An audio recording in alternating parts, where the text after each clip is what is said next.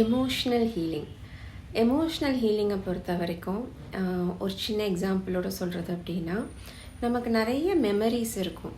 நம்ம பாஸ்ட்லேருந்து வர நிறைய மெமரிஸில் வந்து நிறைய பெயின் அட்டாச் ஆகிருக்கும். இப்போ எனக்கு எடுத்துக்கிட்டிங்கன்னா, எனக்கு நிறைய மிஸ்கேரேஜஸ் நடந்துச்சு. ஸோ அந்த மிஸ்கேரேஜஸ்லாம் வந்து நான் என்னால் முடியலங்கிற மாதிரி கில்ட்டில் எடுத்துக்கிட்டேன். இதுதான் நிறைய விமன் எடுத்துக்குவாங்க. பட் அவங்களுக்கு சொல்ல வேண்டியது வந்து அதுக்கும் கில்ட் எடுத்துக்கிறதுக்கு அவசியம் இல்லை. சம்திங் இஸ் நாட் ஹேப்பனிங் அப்படிங்கிறப்போ அதுக்கு நிறைய ஃபேக்டர்ஸ் இருக்கும். ஆனால் நம்ம சொசைட்டியை பொறுத்த வரைக்கும் விமன் தான் தப்புங்கிற மாதிரி நிறைய இடத்துல வந்து சொல்லியிருப்பாங்க.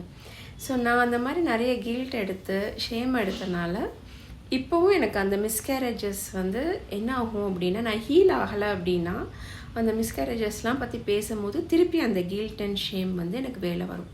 ஸோ ஒவ்வொரு ஈவெண்ட்டோட ஒவ்வொரு எக்ஸ்பீரியன்ஸோட சில எமோஷன்ஸ் அட்டாச் ஆகியிருக்கும்.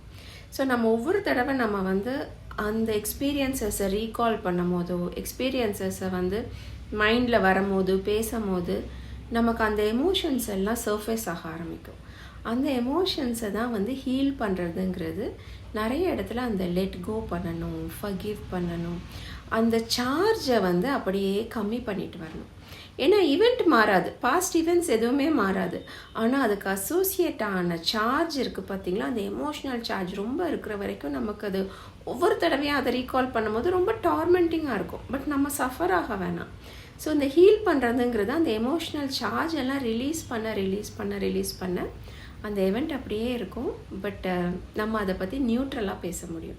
இப்போ என்னோடய மிஸ்கேரேஜஸை சுற்றி நான் வந்து அந்த மாதிரி தான், எனக்கு நிறைய கில்ட் ஷேம் இருந்துச்சு.